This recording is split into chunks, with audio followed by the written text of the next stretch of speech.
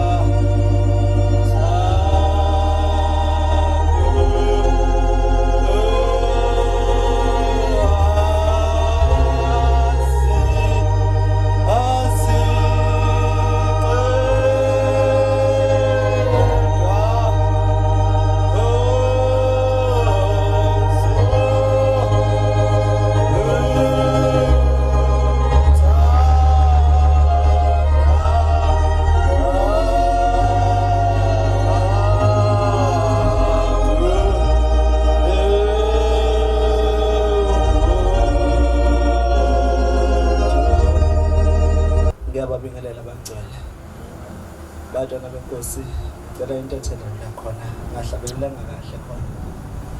Ngiyahlabelela nje ngiyacabanga kakhulu. Baba Mshumayeli, baba Bashumeli bonke nethempeli lonke kanye nogogo nomndeni wakaMaphumulo. Ngicabanga baba Mshumayeli umsebenzi ongaka owenziwa abantwana bamaNazaretha nabanye abangasiwa amaNazaretha bebethanda ukulekelela.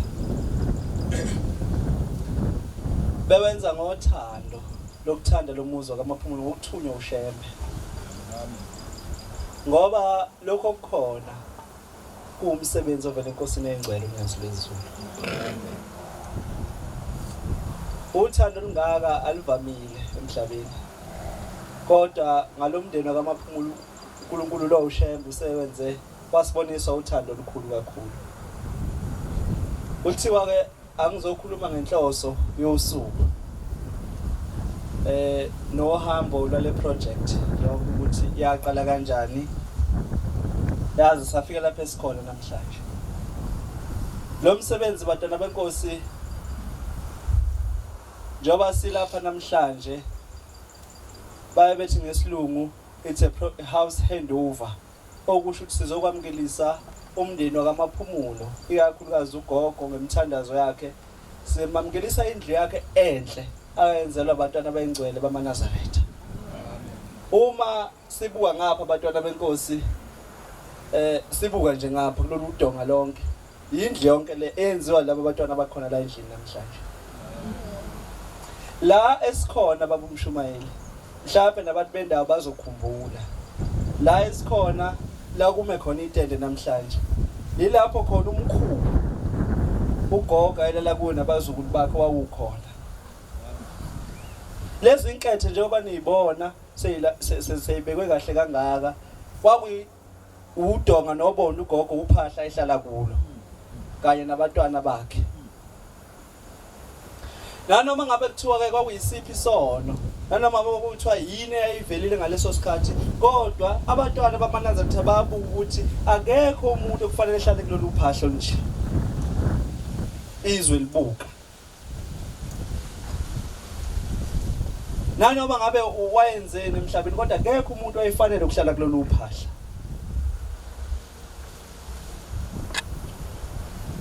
Sathintwa enye insizwe, kwakukhona umsebenzi omuhle ke bamshumayeli esasiwenze ngapha ezweni laseDumbe.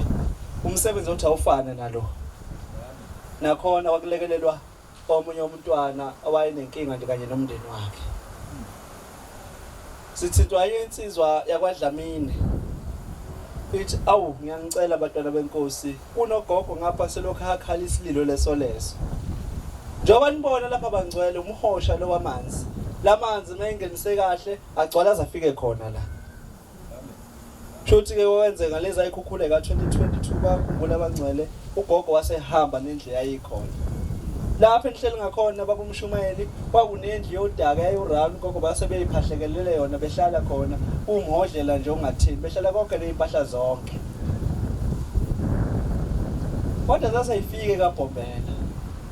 Zasayifike ezonyazi lwezulu. Wasefika unyazi lwezulu inkosi yamengcwele uqobolwayo. Lathi cha namhlanje ndeni wakamaphumulo siyanikhumbula emazulwini ukuthi anisophinde nihlale kulolu phahla loyinkethe nophahla lodaka. Ngamazwi asho inkosi yamaNazaretha ngonyaka 2023 mangikhumbula kahle isithathu. Kunomsebenzi omuhle owenziwe emzini waseJudiya. Insizwa le yakwaDlamini yayisethimbilini labantu ababehlela lo msebenzi mhla inkosi engcwele ihanyiselwa ihashi leli iBM lemnyama. Isithi inkosi yamaNazaretha unyazi lwezulu mayikhuluma ithi bantwana benkosi ngiyabonga lokho kuhle ngenzele khona. Kodwa ngiyanicela ningagcini ukwenza kimi anobakhumbule nabadingile nabasweleyo nibapho okudliwayo. Ilawo mazwi bantwana benkosi asilethe lapha namhlanje. Ayi simpu subani ntombi ngithi simpu kothela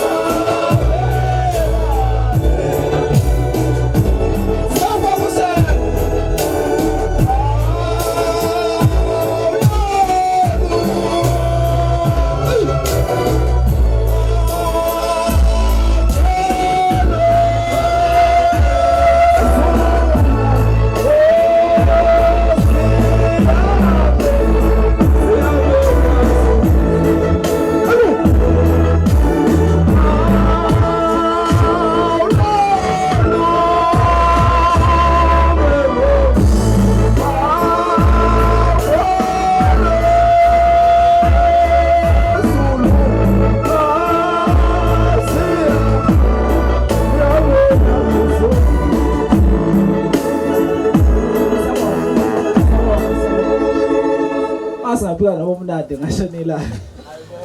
Ayibonga inkosi yamaNazaretha. Cha, siyabonga. Siyacela ukuthi ke inhlayisuthi yakamtshali lapha izosethulela imessage ogqugquzela. Bese ilungu inkosazane Madlamini obomvu nje ufake ibukwana. Naye belunga bese lunga ke umakhelwane. Angitshela ngake ukuthi umakhelwane ubani. Yabonga. Ngiyayikhetha inkosi yesabatha unyazi lwezulu.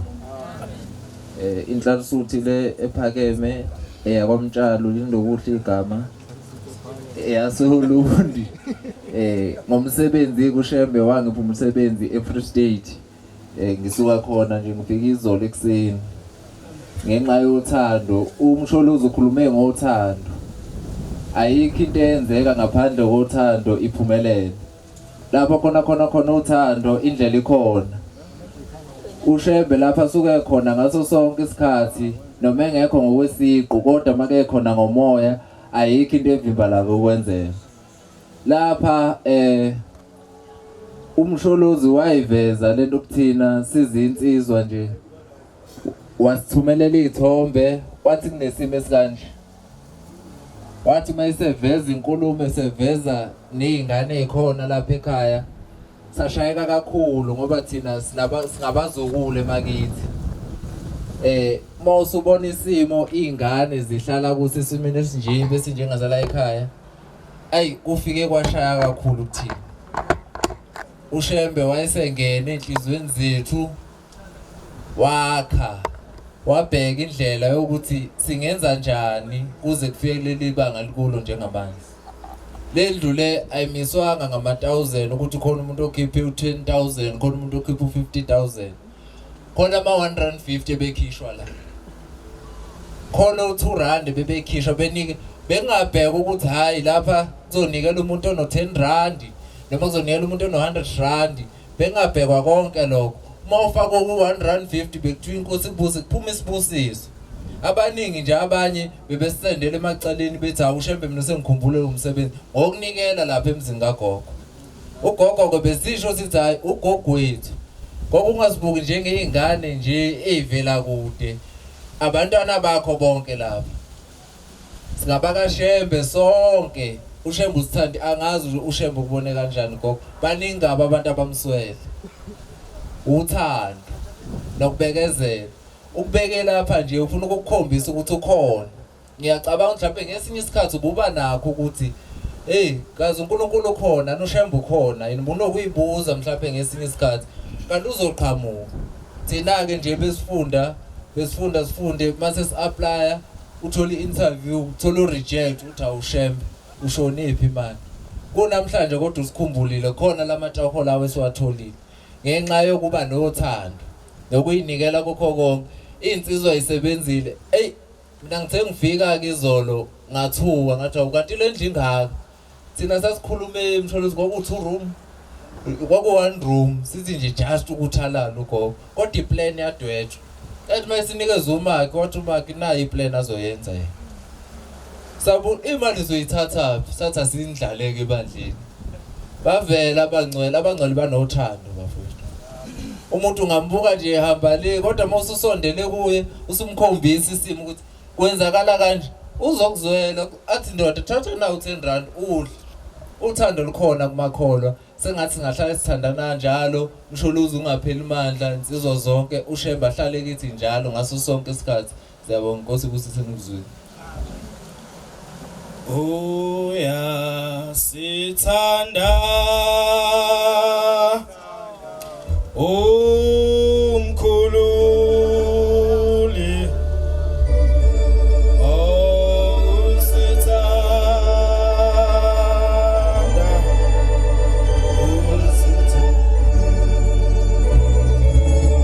singalo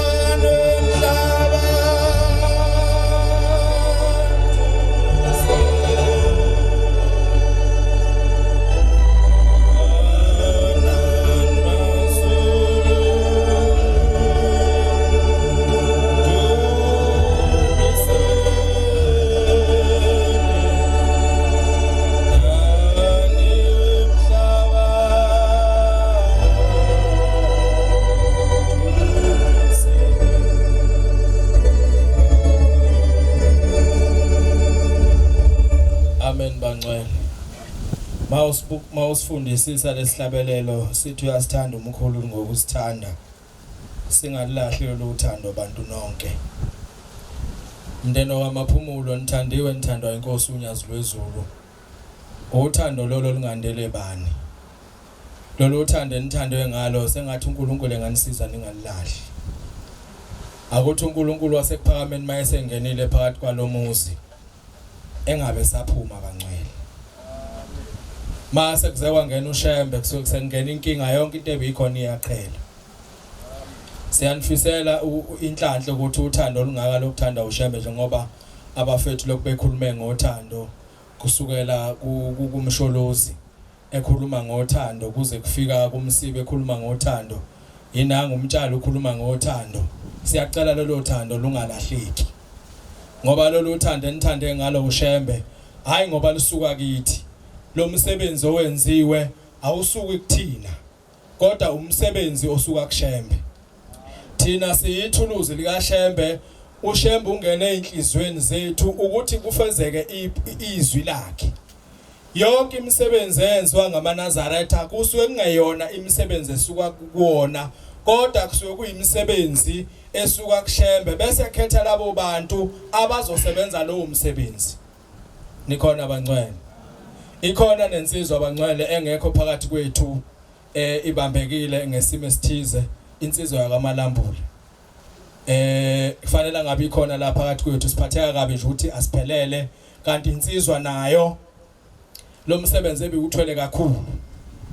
Angazi noma yake yakhona nokufinyelela phakathi kwaleli ekhaya kodwa insizwa lo msebenzi ebikuthwele kakhulu igqugquzela izama ngayo yonke indlela lo msebenzi ukuthi ungafeyili.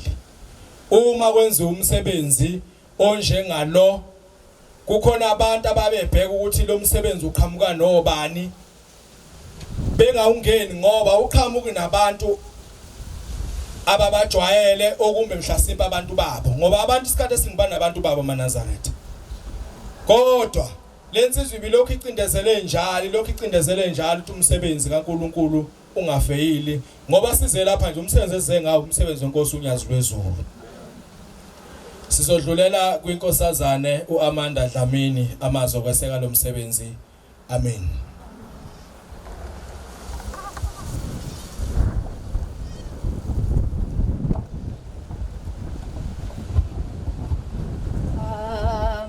Sani lezi zindaba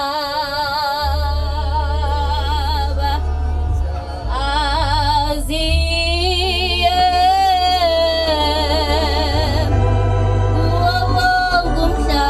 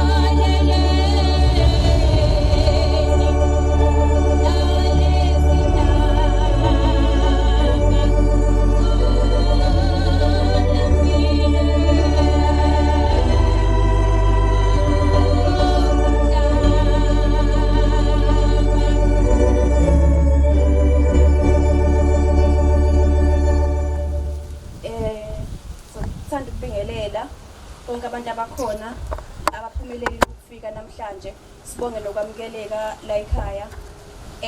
Sebekhulumile abafowethu kakhulu. La ekhaya size ngothando. La ekhaya sizotshala unyazi lwezulu. Nami ngisukuma ngokubongela ugogo kakhulu inhlanhla engake engandele bani. Siyabonga kakhulu ngawonke umsebenzi osuwenzekile noma bekungekho lula sebeshila abafowethu singqinamba beziningi kakhulu endleleni.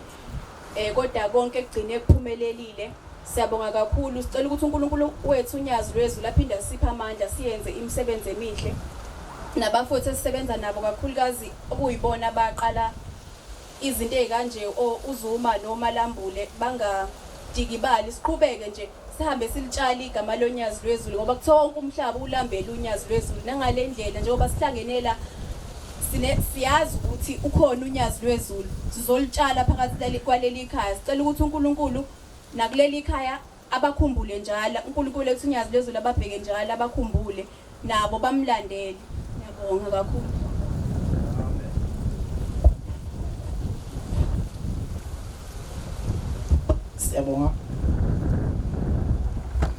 Siyabonga Madlamini ukusipha ke i-message of support. Amazwi amahle kakhulu. Ngiyacela ukuba uphakamisa umakhelwane ngapha komama uMakhumalo. Uye ozosikhulumela njengamanje noma ozokhuluma njengamanje.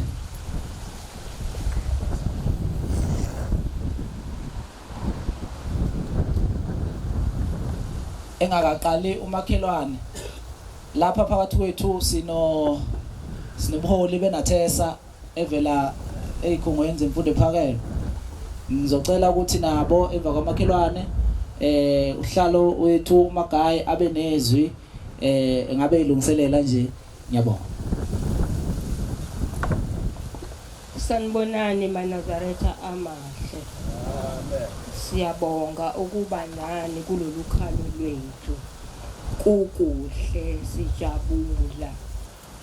Nizovula indlu kagogo. Ugogo ufike ngikhona la kulolu khalo kwamnavu la idudlane eceleni. Sayifaka kulamanzi ngoba sisindwa amandla ukuthi indawo yala iyabiza. Sathi hayi sizozilungisela. Sangena. Wangena nogogo. Wayakha lendlu yakho yaround ekade ila. Okumnandi ukuthi namhlanje siyajabula ngonyazi lwezulu.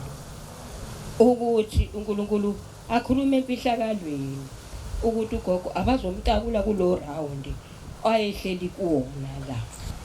Ngiyakhumbula into eyenzeka kule mvule ke yafika yanezulu elibi nemvule embi. Sasimazonzo sasifana nogogo. Kwanami izinto engiyazakhile akuvu ukuthi iphephile ngiyabona ngiphephile. Mase kufika liyamvule njengale yaya. Ugogo la wathi waphuma umphefumulo kulo round. Mangizwa ukuthi uthemeseliza udonga. Kwangafika ukuthi abaleke. Adonse nansi ingane phansi abaleke nayo. Kwafika ukuthi abamba udonga. uNkulunkulu lapho waphakamisa isandla ukuthi alimale ngalena thinteke ngalena kodwa kungabi kube ngoba inkinga ukuthi asazi ukuthi abazukulu ahle nabo babezokwenza njani uma ugogo enzeka leyo nto embi enyameni yakhe. Siyabonga amaNazaretha amahle uma unyazi lwezulu lwakhuluma ngendlela lakhuluma ngayo wabese ugogo iyangena indlu nomkhuhlane nami angimnandi lokhu kakusengi la umkhuhlane ongapheli nesesikhulile. Uma ugogo engena kanti mangena umxhaso ana indlela ngavuma ukuthi ke angene ngala ngoba phela sigakabili zangento zomxhaso kwafika umntwana ngingambona la umntwana umbamba wathi gogo kuthiwa ngize kuwena into zokwakha sizongena la kwakho zidi ithi ngizokhuluma nawe ukuthi uyikona na ngempela ngizwile ngabe ngifike nepahla ngingakubonanga amehlo namehlo. Umntwana ngathi minayi ngilindele mina ukuthi vele gogo uzowakhela umxhaso kusho ukuthi ke ngivumile ngane yami ngiyavuma kuwena wathi naye kuyinto ekhifane nawo umxhaso hayi ngadideka hayi ngathi naye ingane yami uyazi hayi wangena umntwana wayiqala lendlu sabona ugogo manje uyaphepha ke manje bese ngena indlu enjengale wasebenza lo mntwana wedlula angathi wedlula kangaka ngosuku ubaba umntwana umbamba eza la kulesiza wangena kwalandela nawo umxhaso uNkulunkulu naye unento yakhe naye ayenza ukuthi sembusisa kanye ugogo ngoba kade ahlala engabusiseki sekuyisikhathi ukuthi abusike ngala nangala asingabi nomona thina bomakhelwane ukuthi nangigogo ebusiseka wonke umuntu uNkulunkulu uyombusisa ngesikhathi awumbusisa ngaso wangena nawo umxhaso nawo washesha nawo washuba lena ke futhi ayingena ngonyazi ngesandla sonyazi ayike into eyaphazamisa kwakunje ukuthi into eyipipe liqhuma amanzi phinde liphele nayi indle yabanzima futhi yayingena ngesandla lesasemhlabeni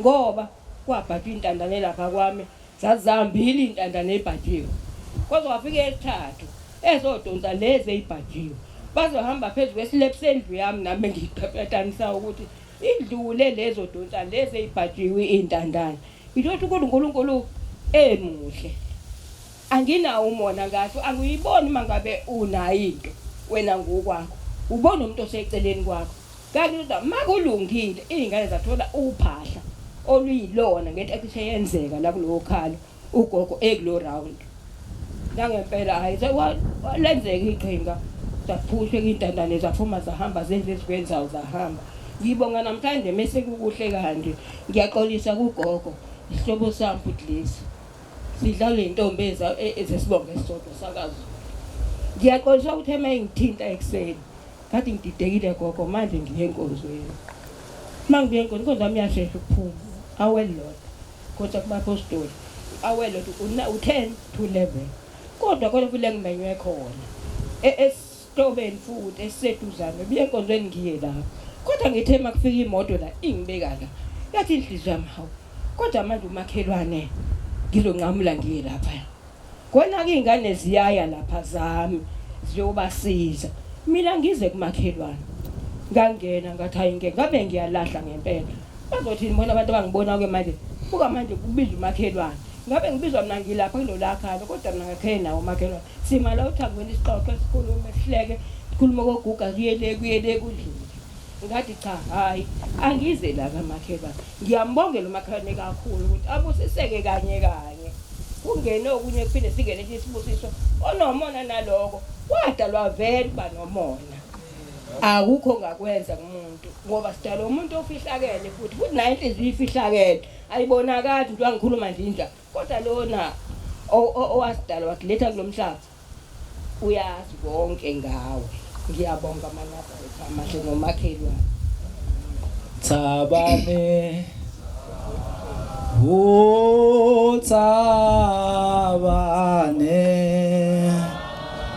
Yebo fegelo Nazare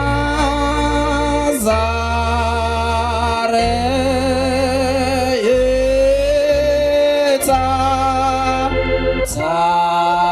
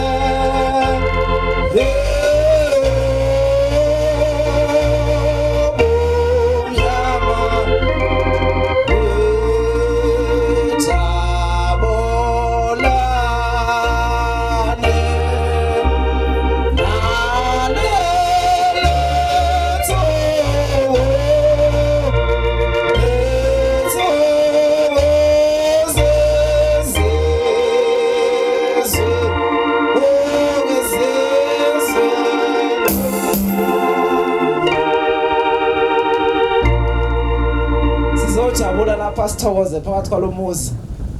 Umakhelwane ethinta le ndaba ngiyayikhumbula indaba kaBhombela eseGibisila sengiyayilibala indoda ayikhuluma nayo ukuthi kwakubani sibonga ngisazi noma kwakuDube noma kwakuyinkosi yakwaDube. Bhombela ke uyikhandela indlu noma ikhanda indlu ngokulekelela noBhombela. Usathi uBhombela kula ndoda Nkosi yakwaDube uma kukhona ukuhluphile izwe lakho uyongena kule ndlu ngiyobe sengikuzwa lapho khona ebese ngikusiza kuloko khala ngakho. Kuthi angithi namhlanje gogo balapha ekhaya noma mthena lapha ekhaya uma kukhona ukuhluphile phakathi kwalomuzi uyobusa ungena kule ndlu. Le ndlu fanele uyiphathe kahle, le ndlu fanele uyinekekele, uyenze ihlale ihlanzekile ngaso sonke isikhathi ngoba awuyakhelwa ngathina kodwa uyakhelwa uShembe. Amen. Uma kukhona ukuhluphile emoyeni noma kusweleyo nakho konke okucela uyongena kule ndlu uthi Shembe ngihluphekile ngicela ungiphi into ethile ngifuna into ethile nazi ingane ayisebenzi zipha umsebenzi zobe sezi yazi kuhle ukufunga ngoShembe. Hey akungavuleka amakhabesi. Ngicela ukuthi abaphathi bami noma upholi bami kungene ube nezinyabonga. Amen.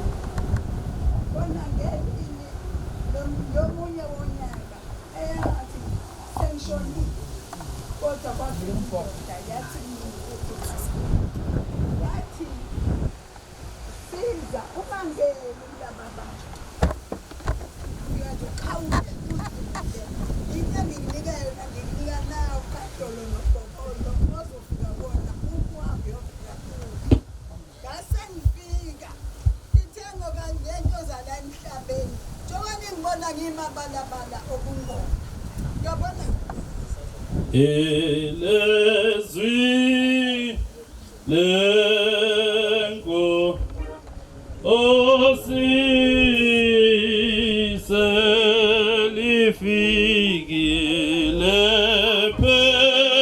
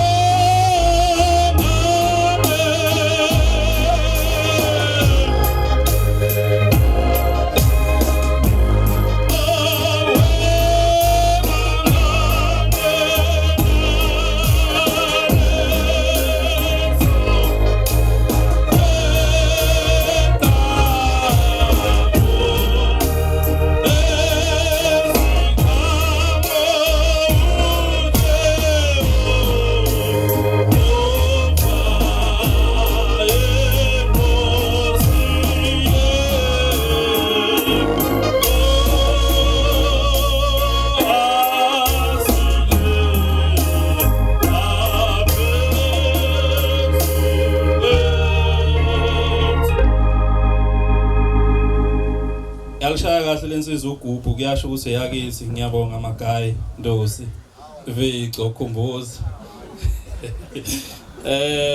ukuphakama kwami kube kuhle kwabangcwele lokhu qilana inkosana yakwacele ekhaya kuseKhuzanani eMawuleni eMzumbi amen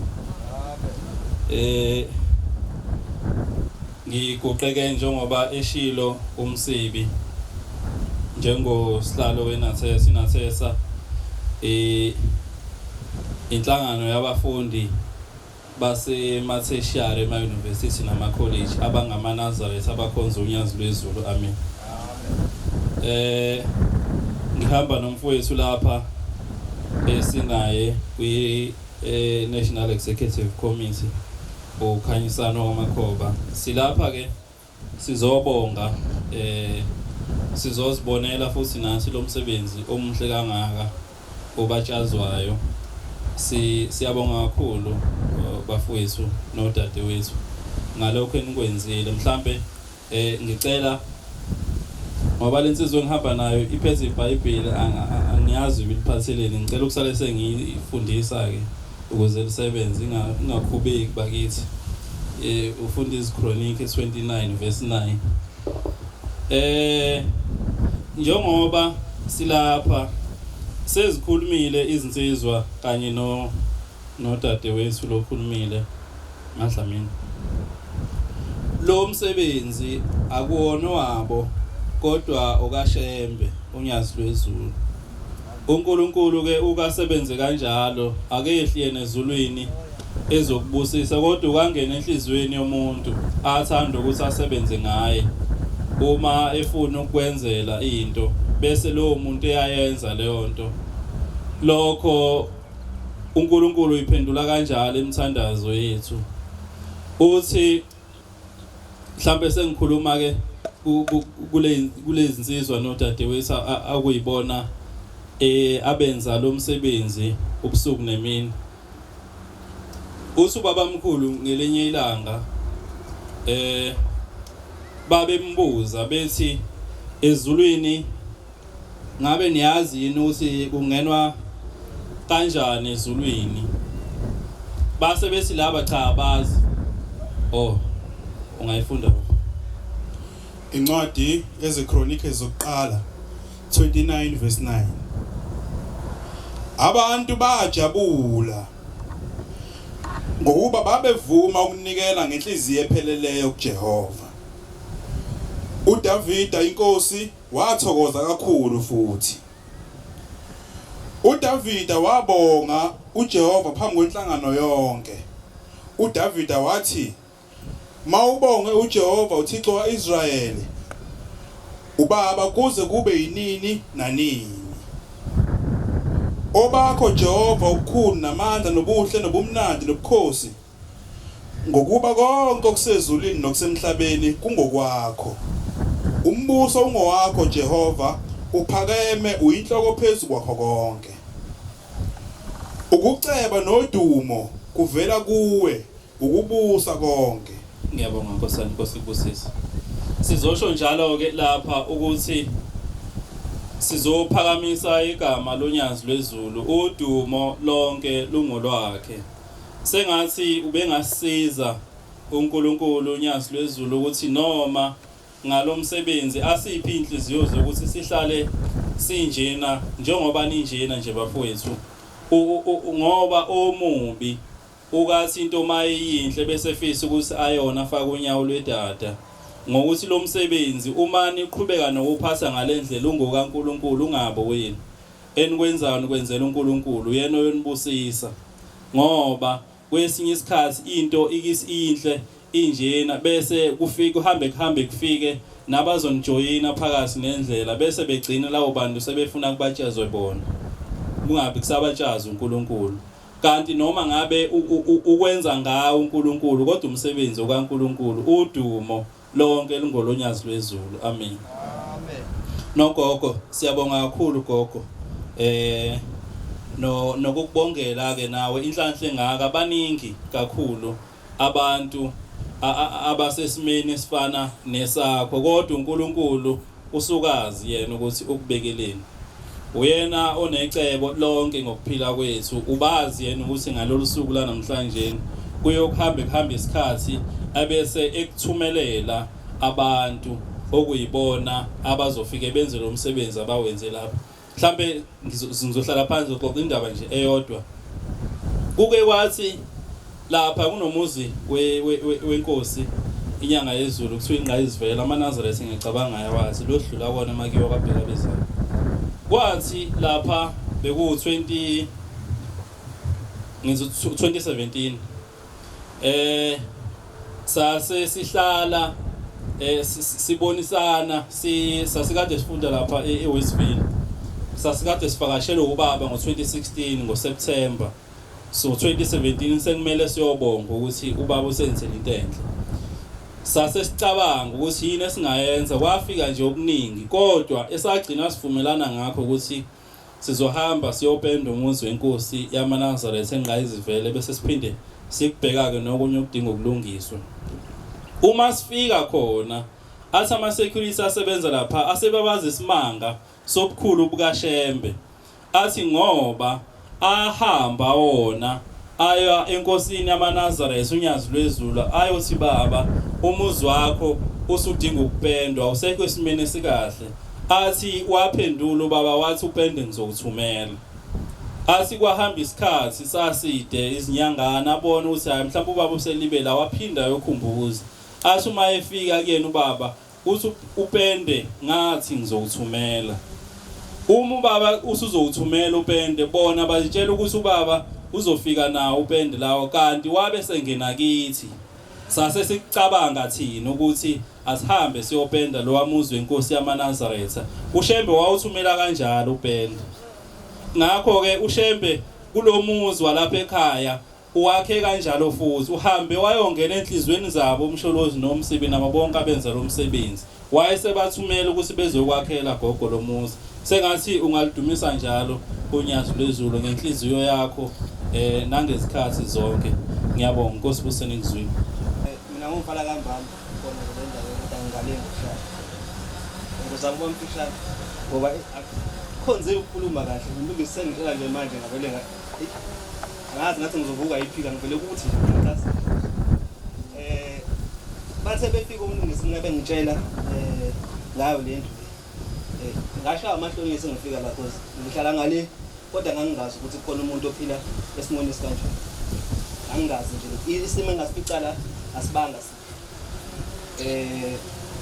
ngezwe inhlelo zabe befuna ukwakha u2 room kanti kuzokwenzeka ngithi mina ngibuza ayikho neplanini because ngayabuza ukukhuluma ngayo angisendele ibheke ngiyibheka iplan ayikho akufani kodwa ngenxa yokuthi mina ngiyangithanda ukubeka into kube khona iplan yayo uzobe khona inkinga wazi ukuthi ayinayo into oyilandela ungabi nekinga ubuzo vele suka wakhe nje siyodala inkinga wasekuhlungu yebona ngoba phela abantu behlele ukuthi kwakhe u2 room anqele khona into eshodayo ushaya ucingo gcine yabo kodwa ngothando kwenzeka kwayibona nje abantu bonke umuntu wavula inhliziyo wavula amaphakethe bonke kwenzeka njengoba kunje manje size lapha egameni lenkosi unyazi lwezulu sicela ke amazwi okubonga kugogo sesobuyisela kubashumayeli uhlelo selusekugcineni amen. Okwenzeke yini kube isimangaliso ngawelwa yindlu kuqala uthe ngithengwelwe yindlu saphuka nale nganelele phansi nje kwaba kuningi bantu baNkulunkulu kodwa ngithi Jehova uthe sengishawe isilwane khona kule ndawo yafika nengane yabantu duze kwami akamajoli yangikhulekela iminyaka emibili nje ngiyindlu kambuqana ngelele phansi nangamhlase kufika le ndoda yafika iphethe iBhayibheli yathi angiphume kule ndawo engiyona ngibaxhawule ngibashiye ngangabashiya alo ngitantile nokuhlalo ngehlangenyumba kanti abufuneki ngikhiphile kodwa manje ngoba ngiyabona ukuthi kufika kwalezi ngane ezinye ifike manje uyinkinga uyangibisa kakhulu engicela ukuthi amaNazaretha nje bese ngena phakathi ingane zonyazi uqhubeke njalo kube ukukhanya kungabi sethunzini ngicela ukuphuma ngihlale obala ngoba lalobu buhlalo buyangidunga kungibiza ngomthakathi ayikho into engifakele bona hlala uma kuyidlozi elibi lihambe nangolosho nolwandle ngisale ngeke ngiyaxolisa amanazareth amahle ningangishini ukuba ngishini ukuthula amen.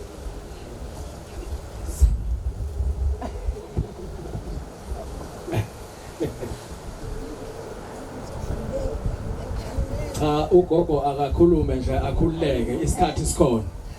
Hayi yehluleka kwamanje nenyembezi zafika kulomuntu wafikayo ezongithula nemthwalo kodwa manje ukude kuye ngiyambona yena mayifika ngize ngisho ukuthi awunali iNazaretha alingishiya kanti linjani nje aningiyekeni bantu bakaNkulunkulu sabe ngisho usani phela amaNazaretha kaJehova ngihambe nobuhle ngoba le ndodo okuyona yona njalo mangiguleka bona kuthiwe umqali wendlela njalo umqali wendlela ngithi kana umqali wendlela wahlala kimi yini untanga yethu nakahamba ngicela amaNazaretha ingane zonyazi nisize noma senike ebhabheni khona ukekeni kunayisi mani ngingeke nje behlula kaloko